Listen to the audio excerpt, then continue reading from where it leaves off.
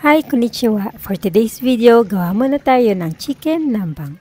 Gawa muna tayo ng taro-taro sauce. So, kailangan natin ng sibuyas, hiwain natin ng maninipis, at saka natin siya hugasan para medyo mag-light yung lasa niya.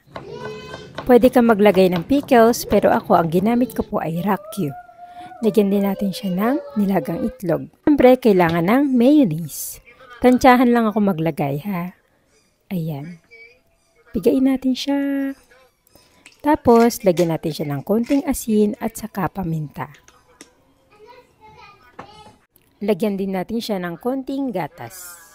Huwag yung masyadong magtutubig, ha. Haluin!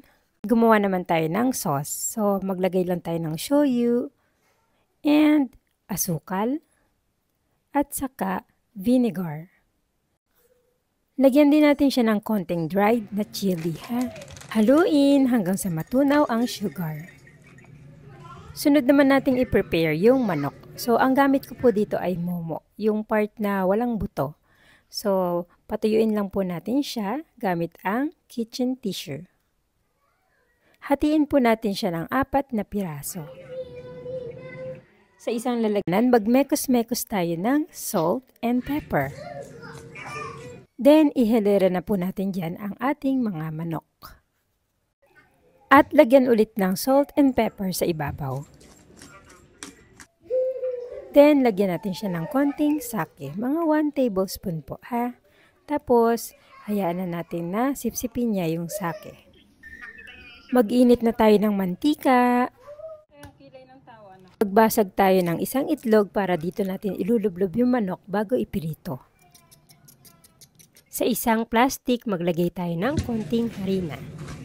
Punasan natin ng konti yung manok para matanggal yung excess na sake.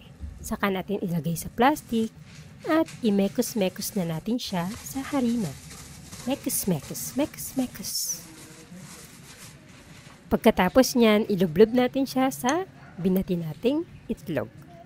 At saka natin siya ilublob sa mainit na mantika. Huwag sobrang mainit, ha, kasi kapag ganun, masusunog ka agad yung labas ng manok. Hindi pa luto yung loob, sunog na. After nyan, ilublob natin siya sa sauce na ginawa natin kanina. Mga isang ikot lang. Ayan, hatiin natin, tignan natin kung luto yung loob. Look at that! Super juicy! Lagyan natin ang vegetable salad sa gilid para appealing tignan. Tapos, lagyan natin siya ng taro-taro sauce na ginawa natin kanina. At ito na ang ating chicken nambang. Itadakimasu!